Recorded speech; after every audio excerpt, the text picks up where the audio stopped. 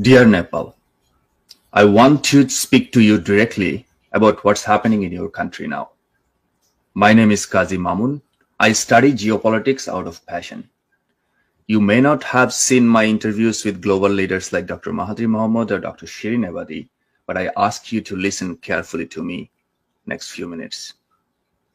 Today, on September 8th, 2025, young people filled your streets. The protest was organized by HAMI Nepal, a non-profit born out of 2015 earthquake crisis.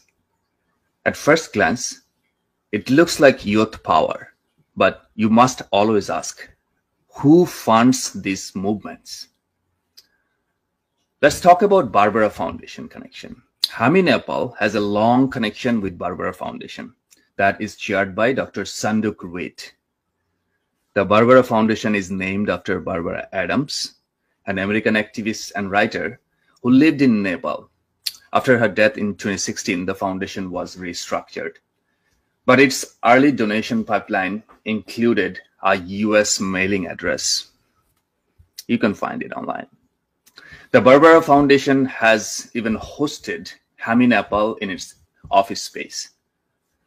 Let's follow the money. In 2021, the Barbara Foundation announced a special award of, in Nepali rupee, it was like 10 million to frontline health workers during COVID. That was funded by Shorid and Aditi Gimiar. Its chair, Dr. Sanduk Ruit, has a strong global NGO ties. He worked with the Fred Hollows Foundation in Australia to expand cataract surgery across Asia. He also co-founded Himalayan Cataract Project in the States. Now, Cure Blindness, a US-registered nonprofit that channels Western donations into Nepal and beyond. So while the faces may be Nepali, the funding networks often trace back to the West.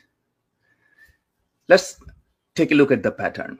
This is not unique to Nepal, what's happening.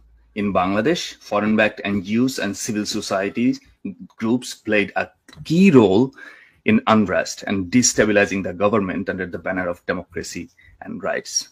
The pattern is clear. Local groups, fueled by foreign money, creating instability that foreign powers can exploit. Why Nepal matters in global chessboard now? Why now? Because your country sits between China and India. The United States is engaged in a tariff wars and strategic clashes with China, India, and Russia. For Washington, Nepal is not just a small Himalayan state, it is a strategic wedge broken between US-China tariffs, and they're playing with you.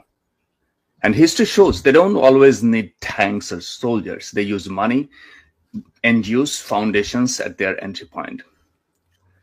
This is a warning. This is not an attack on your youth. Their frustration is genuine.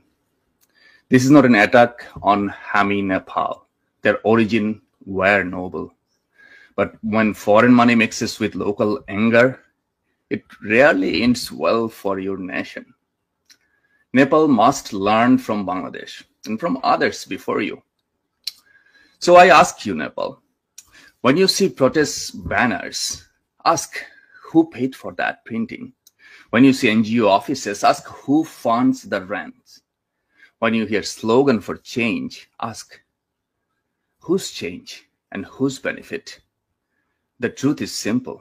Foreign-backed organizations, directly or indirectly, are playing a role in today's uprising.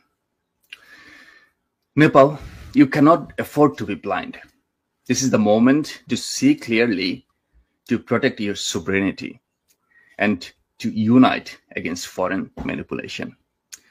Say it loud. You will not be pawns in another nation's geopolitical game. Wake up. Wake up now.